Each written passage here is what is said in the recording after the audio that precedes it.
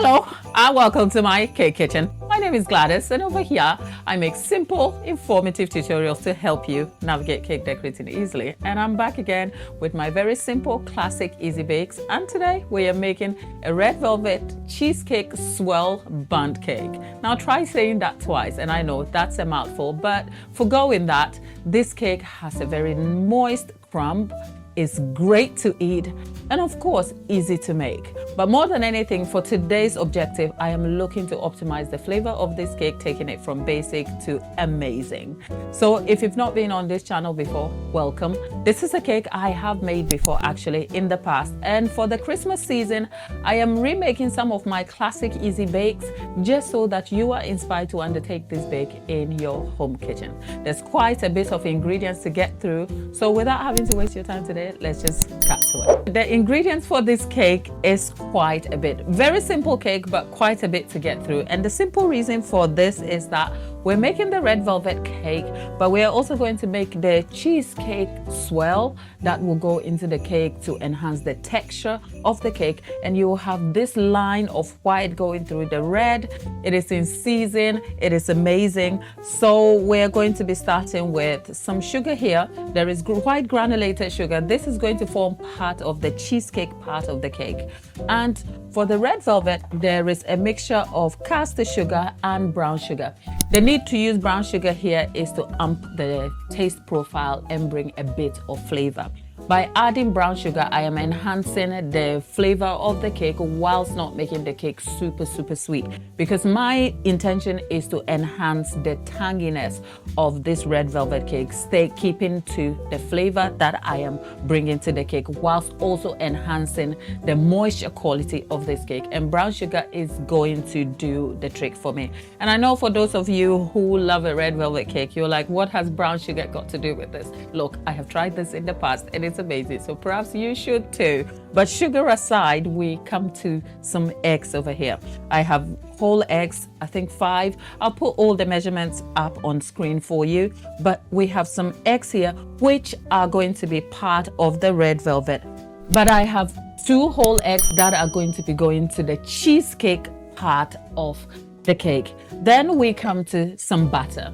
Normally, if you've been on this channel, I like to swap between margarine, and my recipes are super adaptable such that you can swap parts of the margarine for butter or parts of it for oil. And there's good reason for that.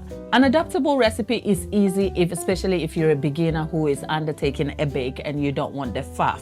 So I have optimized my recipes for that reason. But today I am going for butter simply because we all know butter is premium in terms of taste profile. It enhances the flavor of your bake and brings a very good crumb to it for you. You can't compromise on that. So today I am not looking for a lightly textured bake, for which I would normally go for the margarine.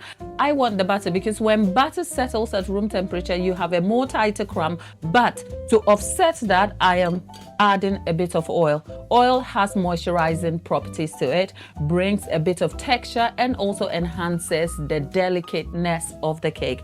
So to kind of combat the tight crumb for when the oil or butter settles at room temperature, I'm going to be adding oil to kind of balance the texture out a bit, and that's going to make for a good cake. Now we come to a very good staple of red velvet cake, and that is our buttermilk over here. Now buttermilk, we can go into the subject of buttermilk till the heavens come. This is not a byproduct of butter that has been churned and then there's buttermilk. This is something completely different, but that is a subject for another day. Over here I have some cream cheese. Now this cream cheese is going to form part of the cream cheese part of the cake. I'm kind of putting all the ingredients together over here, but for ease I am just going to put that on screen for you to see.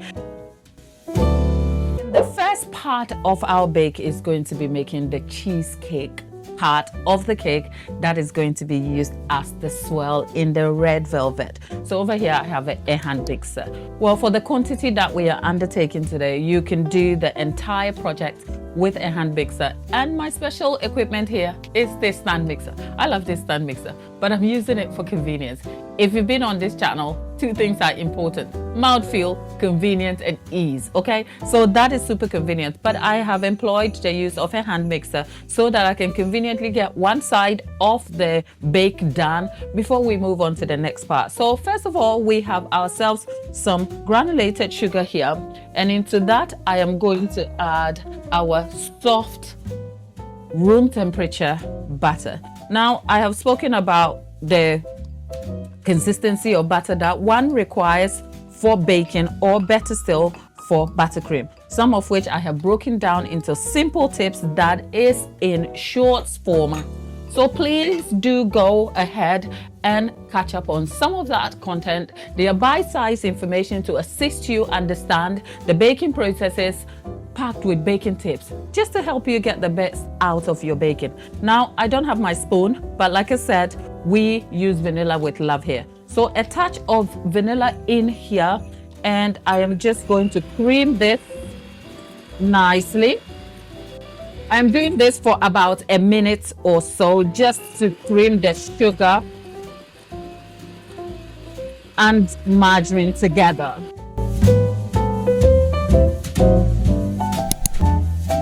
Right, the butter, sugar, and vanilla has been creaming for about a minute and a half.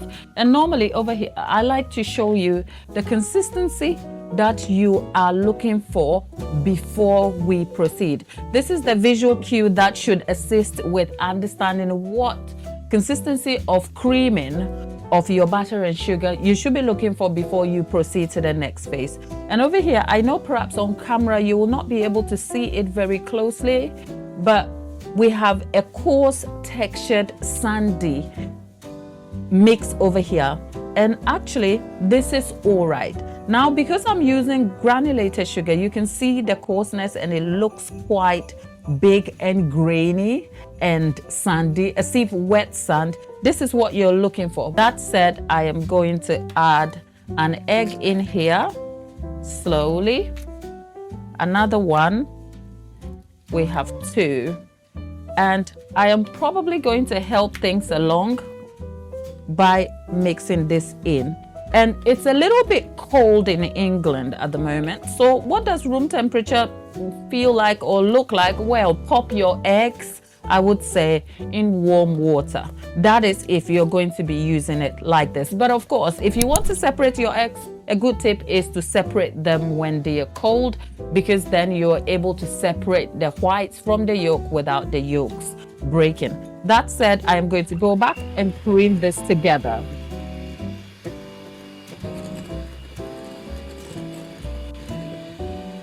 That is another minute and our mix is completely done over here. Next, we are going to be adding our cream cheese inside of this quickly. And with the cream cheese in there, I am going to throw in a little touch of lemon juice.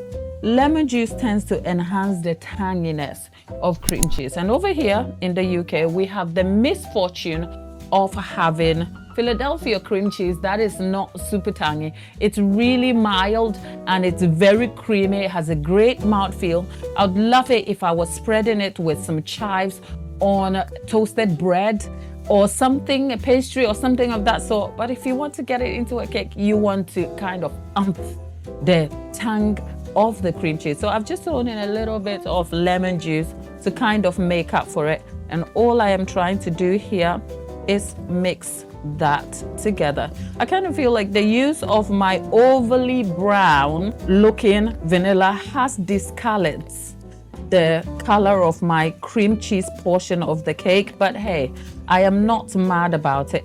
It is looking rather lumpy, so I am just trying to hand mix this, and I'm going to taste that a little bit just so that I can make sure I've got the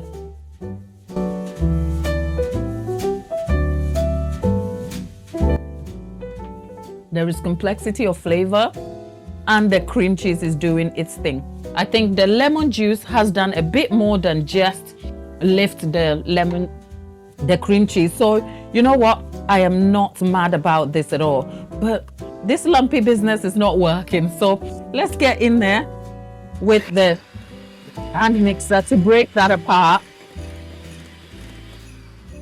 Now, yeah, that seems like it's done for me now. And what I am supposed to do now is I'm supposed to add the flour, but I'm not going to do that. I'm going to leave that to set on the side. And the flour will be added in just in time before we introduce it as a swirl into our cheesecake bundt cake. We're back to the star of the show, which is the red velvet cake. Remember, this is going to be a red velvet cheesecake swirl bundt cake. But more than anything, before we get there, we have a bundt pan that has been greased to the nines, because my biggest fear about bundt cake, what's that? Is it bundt cake? Let's not go there. The bundt pan here, my biggest fear is that if not greased properly, the cake is likely to end up sticking into it, and then inverting it and taking it out can be difficult. So it can awfully affect the look of the pattern you're going for. This is a rather simple bundt. I don't bake a lot of bundt cakes, and in the past I've actually just not done much of it. So this is a tin that comes from my local Sainsbury's supermarket shop, wherever. Pick one up. I think for Christmas there are some very different ones that makes great patterns, and for that you might just want to pick yourself a simple, easy one to use, but remember to grease it. Grease the bundt pan. But that aside, let's go and preheat our oven, because I haven't actually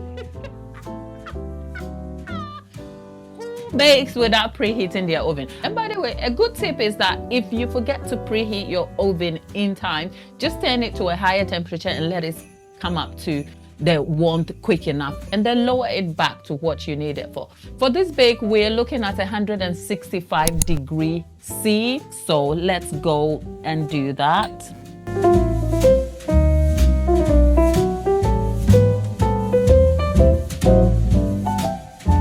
That's done. Well, we have sugar that is going to go into our mixing bowl, and I am going to be employing the use of my K-beater or my very humble paddle attachment here.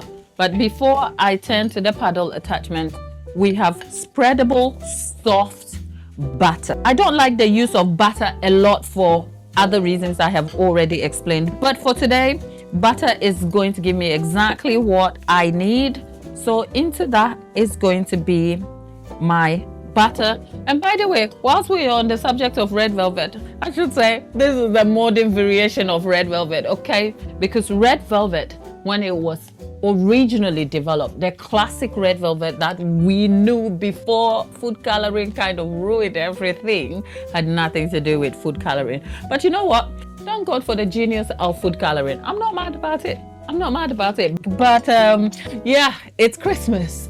My Christmas is not complete without a bit of decadent chocolate cake, red velvet, or a spiced cake of some sort. So let's see what I'll be back next with. But over here, I am creaming this on medium-high speed of anything between 3 and 4 on this dial here. I think I set mine about 3.5, and that should be the recommendation. So let's cream this for about 4 minutes-ish, but because I am using butter, I might have to cream this a little longer, because the 4 minutes mark is more for margarine, because the texture of margarine is a little softer and it spreads easily and increases in volume. So I don't need to break the consistency too much. So margarine, 4 minutes would be it. Butter might just need a little longer, a minute or two more to kind of stretch it out and increase the volume so that I have a lightly tender bake. But of course, we're going to add oil in there. So let's go to doing this and then come back with the oil.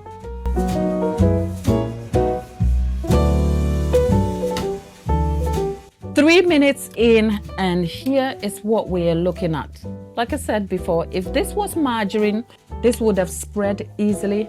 But the cold temperatures in England is affecting the consistency of the butter, and even stirring into this bowl feels a little bit tight. Hopefully the oil should help break things apart a little bit. But let's just have a look at this more. Because I'm using caster sugar, we have finer texture to this. If I was using granulated sugar, this would have been slightly different because it would have been a little bit coarse to look at. That said, it's 3 minutes in, so I'm going to add the oil into the mix here, which should help break this apart a little bit for me. That should also add to the texture of the cake and give me a nice, delicate, light crumb. After the oil has been added, I let it go for another 2 minutes, and here is what we have. So let's just say a total of about 5 to 6 minutes instead of the original 4 that I mentioned. But I did redeem myself by saying I am using butter, so the timing is slightly going to be different. The timing gives you something actually to look forward to, which is more consistent than just going, oh, cream it till it's light and fluffy. What does light and fluffy look like? Because over here I have a brown looking thing over here that doesn't look anything close to light or fluffy. But of course we can agree that the change in color, because we dumped some brown looking sugar in there and suddenly it's paled out. So having a visual cue in terms of timing and what you are observing can obviously make the difference between the quality of your bakes. That aside, let's add some eggs. But before I add the eggs in, I'm gonna help the eggs along by breaking the yolk before adding all of that in. But we're going to add a bit of eggs at a time and let it mix slowly. There you go. This part can be awfully a little bit messy, so bear with me. And you want to incorporate the eggs in slowly. I am going to add the rest in a little at a time until it is all gone in. Some days I've actually been a little bit impatient and dumped the eggs. But if you're starting, my tip to you is that read your recipe. Read.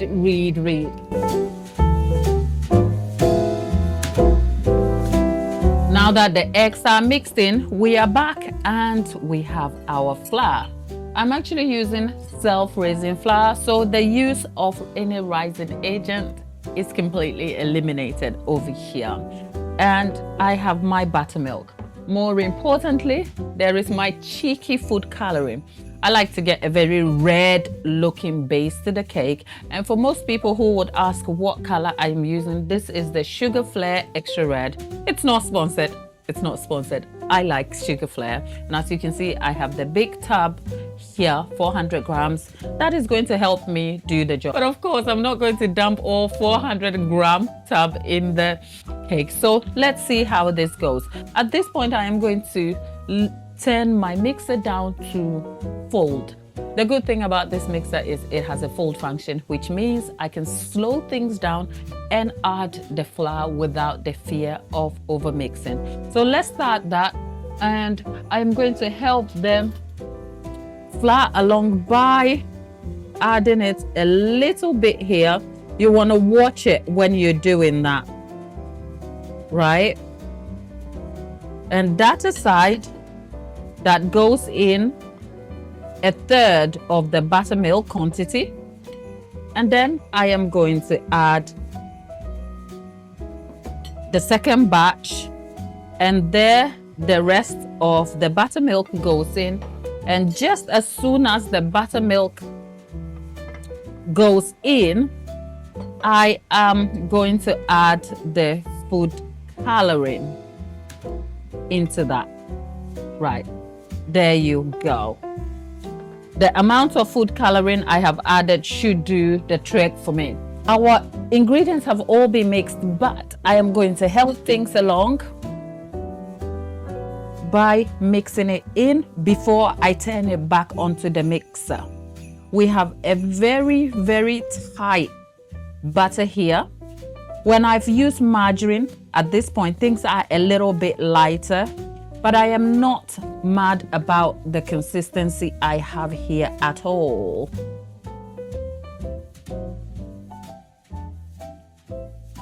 Well, I did add a pinch of salt, which I know will be on the description box for you to see.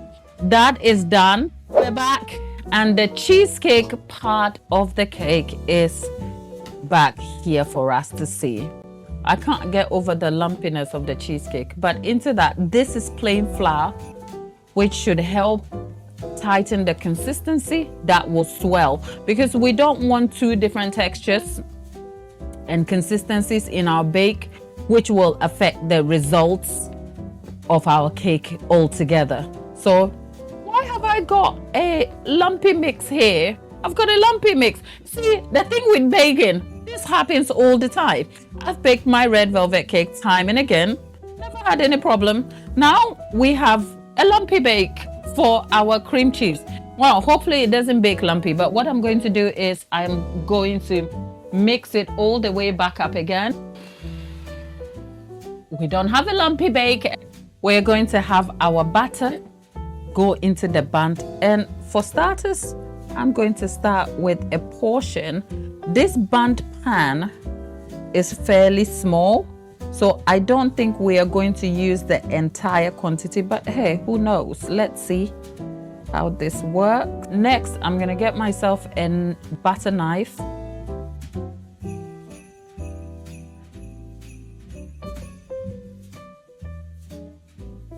That done, can you see?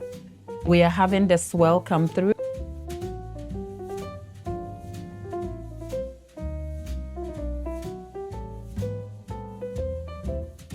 And for what is left of it, we might be able to make either cupcakes that will crush. I'll have a think of what I want to do with the leftover batter. But you know what? We're not trying to be perfect here. These things happen in the kitchen. So if that happens to you, good luck. Let's go get this in the oven because we have a classic Bundt red velvet cheesecake swirl. Can you see? I have a mouthful. Now, before that goes in, I have a quick trick for you. Right, in my oven, I'm going to put some water in there. Serves as a cooling mechanism. Cools the oven down, gives me a more tender bake and a lighter crust so it doesn't burn, because I don't trust this pan. But water in your oven is a good thing. So our bake is going to be going for an hour 15 minutes. We're back, and our cake has been baking for exactly an hour 30 minutes. I've made a time adjustment only because the time I gave earlier relates to when I'm baking in baking tins and not in the Bundt pan. In this case, there are a few influencing factors in that the Bundt pan is a different kind of tin that I am used to. On top of that, we overfilled the batter, so I had to make adjustment, and in between the baking time at the 1 hour mark, I did actually had to look into the oven, and parts of the cake were baking and other parts were a little bit still wet. So I had to do the old trick thing by wrapping the cake up in cling film to kind of conduct the heat better and lead to a more even bake. So it's exactly an hour and 30 minutes, which is the bake time for this Bundt cake. And we're going to go back in the oven and have a look and see what we find. I'm actually going to be doing this for you to see. Right, that's the foil on top of it. Okay, right. Stick a skewer in, and if it comes out clean, you have it. So let's see. That is our cake. Let's invert it.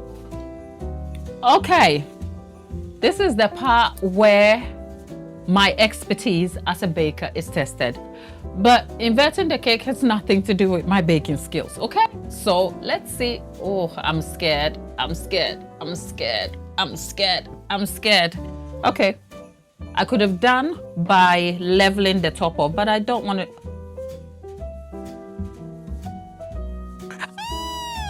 Okay. Yep. Okay.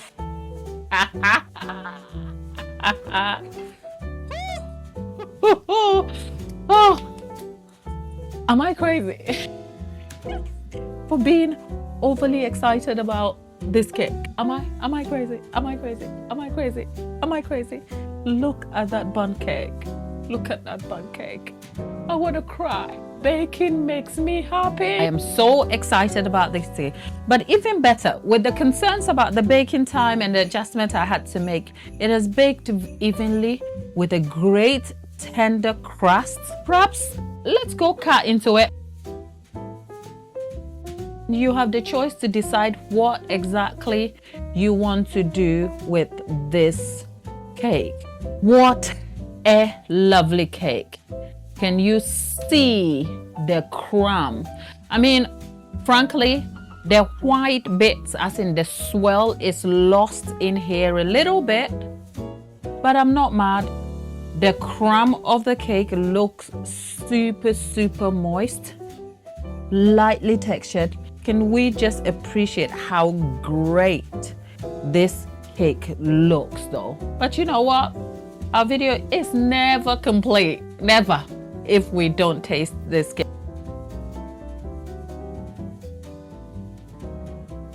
You know it's good when I have to get myself a plate to dig in. I like a multi-layer textured cake, right? You have flavor with some crunch to the crumb, okay? Even though I still like myself a moist cake. So this cake here, you can't really go bad with that. Like I said, Christmas is not complete without some sort of red velvet, whether it's a cupcake form or some sort of spice cake. But if you want to see the pineapple upside down bake, one of my favorites that I made for the season, it's up there for you to see. And yeah, enjoy baking.